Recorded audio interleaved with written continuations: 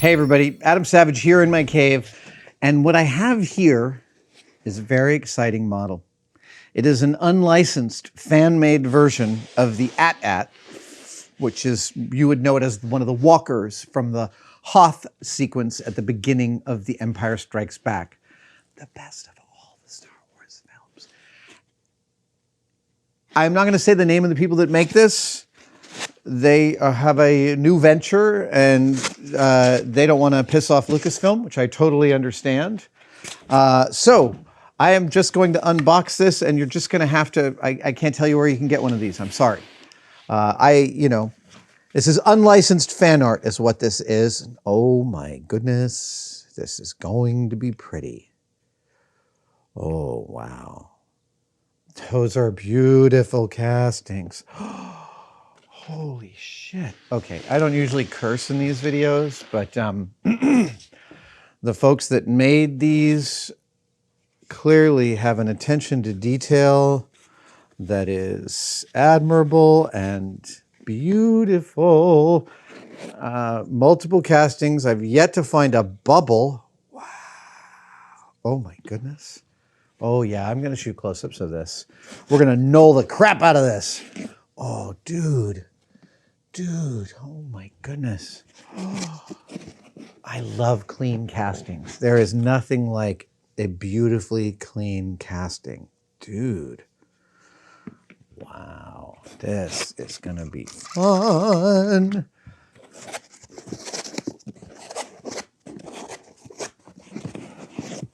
We got some leg parts. Some more leg parts. Some more leg parts. And more leg parts. Oh, yeah. Oh, yeah. Okay. So that is, let's see here. I just want to make sure.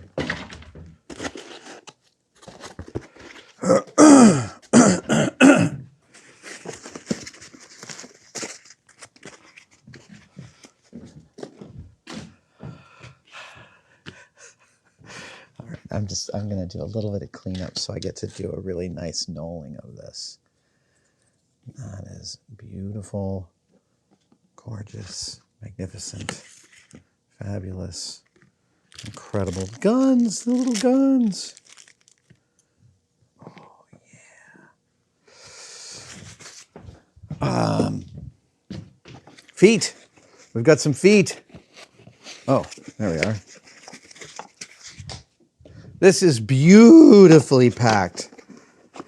Oh man, no way. Are you kidding me? What the freaking hell? Holy cow. How beautiful can you get? Jeez, crow. So that, 1 foot, 2 foot, red foot, blue foot. Oh, yes. I'm really, look, I normally wouldn't do a video like this where I'm showing you something amazing but not telling you where to get it, but you understand the reasons, right? Like, this is unlicensed fan art. Lawyers like to send letters.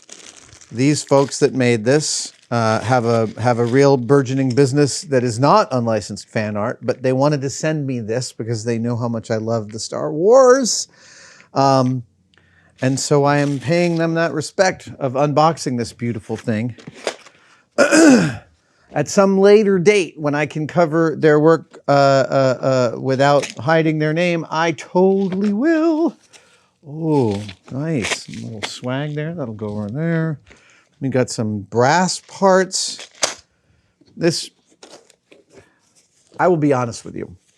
Collecting props and kits, garage kits, that's what this is. It's called a garage kit, is a never ceasing lesson in disappointment. You get really excited about the first pictures of something, it arrives, and it's clearly the 45th casting out of a mold that itself is like a third generation mold. That is not the case here. Here, I am seeing a gigantic number of beautiful parts cast to an incredible fidelity.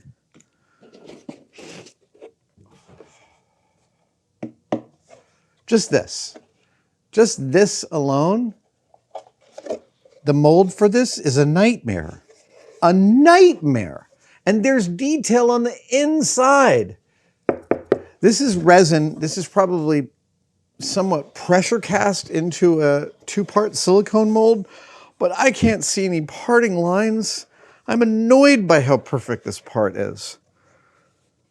Good God, man, do you understand how precise this is? If we give the serum to those monkeys, there's no telling what will happen. Yes, that is the opening line from a movie. Wow.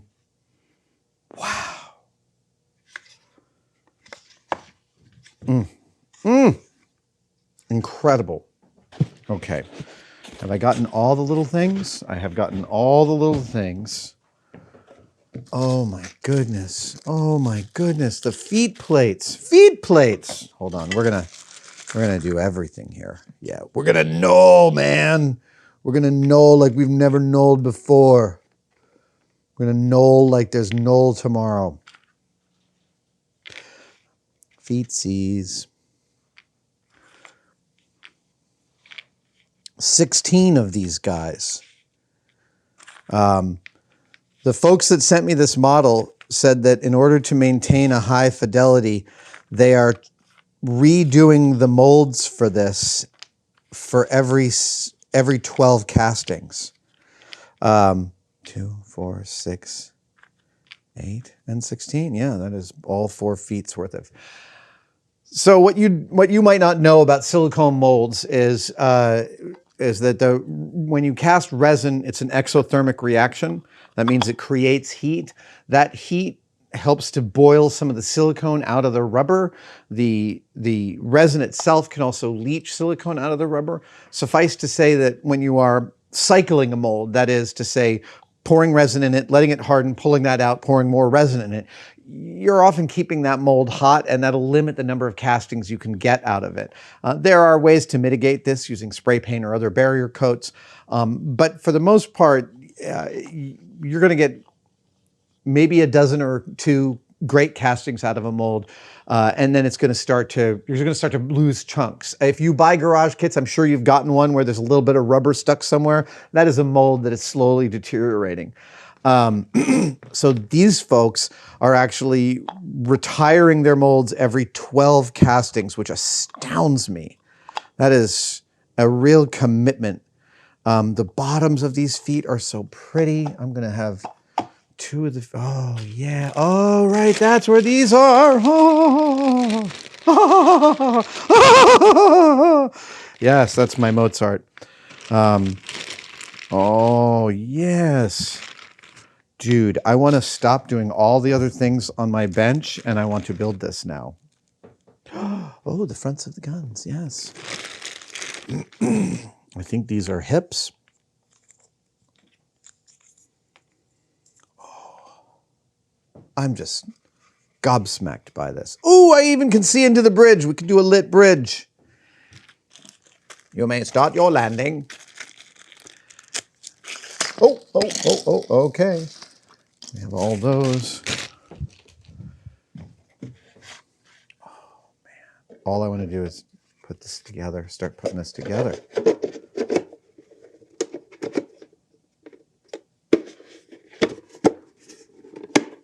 Unbelievable.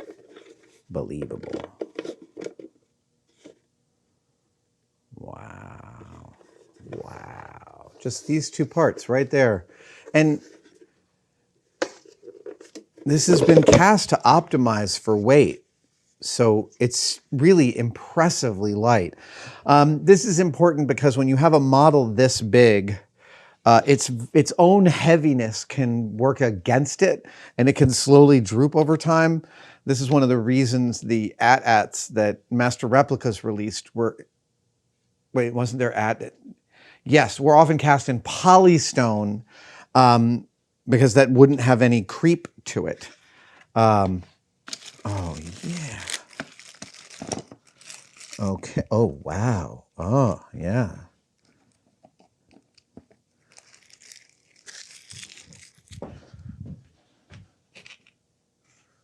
Okay. Time for some real knolling.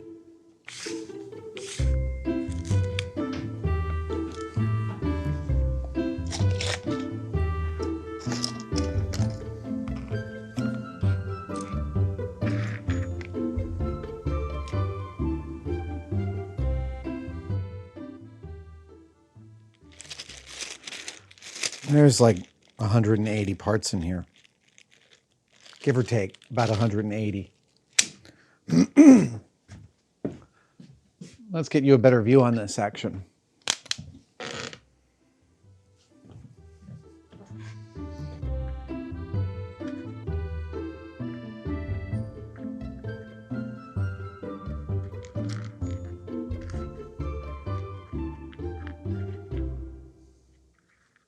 Okay, yeah, something like 100, over 200 parts in this kit. Let's talk about what makes these castings special. This is a part in which this goes on here, and there is a through axle. They've cast all the way through the part, which means they've installed a hard part in the mold to get these clean castings. These tiny, fine little panel lines are absolutely perfect. There is no loss of detail in the corners. And then this is the foot part. So there are foot pads that come into here, and those also get pins, and those are also all pre-cast through with their holes. That is non-trivial from a casting standpoint. And then this drops in here like that. Dude, I mean, that's just a magnificent set of castings. And the idea that they retire their molds after every 12 castings is kind of mind-blowing. Let's look at the real fire, though, is this piece here. Hold on. There we go.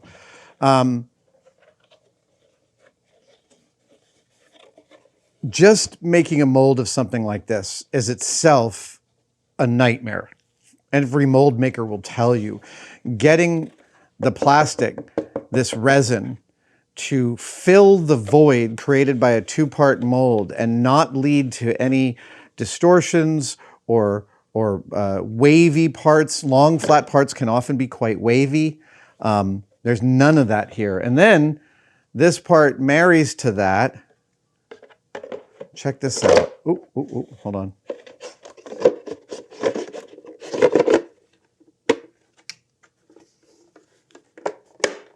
There. So we've got in here, we've got gussets that meet and gussets that align, and it all clips into place. Like, just that is two pieces is insanity sauce to me. Hold on, take a look inside because it's fun. There we go. I mean, wow. This is just about as high quality as one could get for a garage kit. I've never seen anything quite like it, to be fair. Undercuts. Look at this. There are undercuts here. That's the kind of thing that will make you absolutely crazy in a mold. And every now and then I can find evidence of a pouring gate, but this is really mind-blowing. Look, I genuinely feel bad telling you about a kit like this, showing you the pieces of it, and not telling you where to get it. But that is the agreement I have with the makers of this beautiful thing. They don't want the lawyers to call them and say, stop doing that, which I understand. And to be fair, I don't think they're making a ton of dough selling this thing because there's so much labor in this. I have a hard time imagining how you could make your money back on a retail cost of less than like $2,000 or $3,000 for a kit like this. I'm not kidding. It's almost 200 parts, including a whole bunch of metal parts cut to size and dowel pens. The physical labor in this is gargantuan.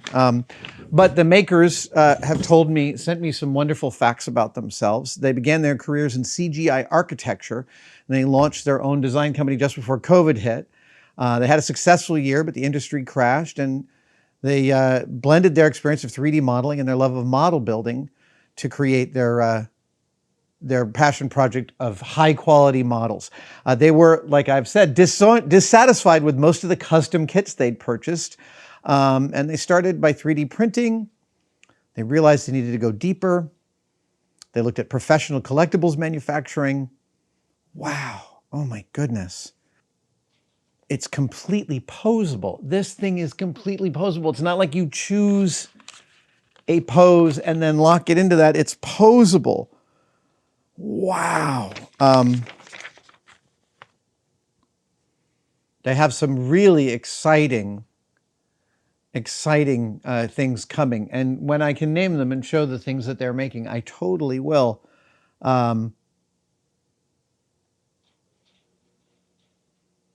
they've asked me to let this stand on its own as a fan art piece without mentioning them or their brand.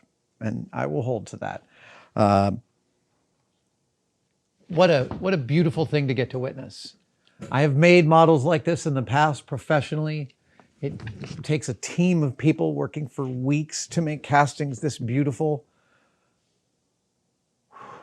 It's really thrilling. It's super thrilling. Oh man, I'm gonna go get Norm. Norm's gonna lose his freaking mind when he sees this thing.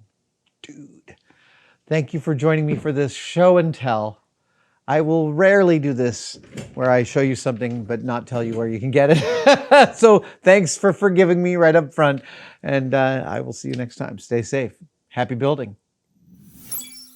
Hey guys, Adam Savage from Tested here. If you've ever seen the 6-inch ruler in inches and centimeters on my forearm and wanted one of your own, but you didn't want it to be permanent, well, today's your lucky day. You can now buy temporary tattoos of my measuring stick, my measuring forearm, at tested-store.com. Comes like this, goes on in about 30 seconds with a little water. The instructions are on the back. It comes off with rubbing alcohol, and hopefully it warms you up to the idea of permanently attaching a measuring device to your body, because I use mine every single day.